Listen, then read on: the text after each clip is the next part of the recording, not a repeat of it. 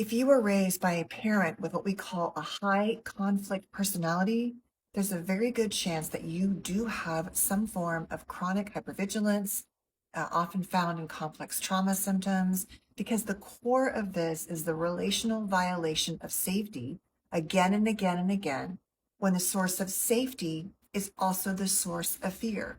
That is really the heart of disorganized attachment. The same person who's supposed to be your safe shelter in life is also the person that causes great fight or flight or fear or needs to detect threat and protect yourself. What does this look like? Let's go through the characteristics. Number one, they never say, I'm sorry, that was my fault, I can own that, and therefore never make repairs for sort of taking care of their side of the street in a behavior, in the way they treated you or what they did, no matter what happened.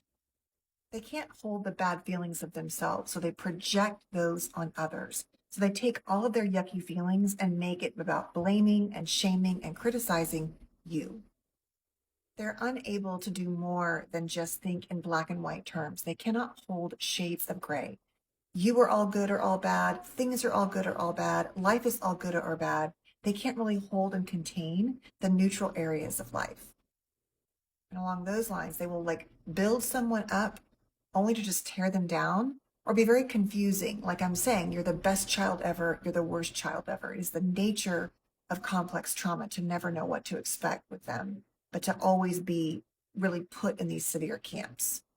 They can be extreme in emotions, so they don't really manage them well. They can, really lose control really quickly and be kind of, very hair trigger kind of tempers, and or they can hold emotions in and use and wield your emotions and theirs to manipulate you to get you to do what they want you to do. But there's no real containment and no real healthy reciprocity when it comes to emotions.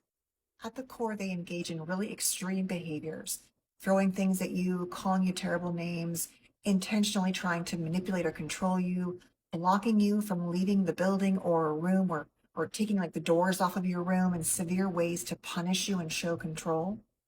They can threaten to get back at you, like you will pay for this, and they will actually do things to punish you intensely. Now, those things might be a low key or over the top way of punishing you, but you very much know they're going to get back at you for whatever happened. They're very unforgiving in that regard. And lastly, they can be very violent as parents and very unsafe in many ways, whether it's physically hurting you, neglecting you severely. There's an intentional engagement in the world that is very extreme around all parts of their personality. We often see this in untreated NPD, BPD, and other types of PDs.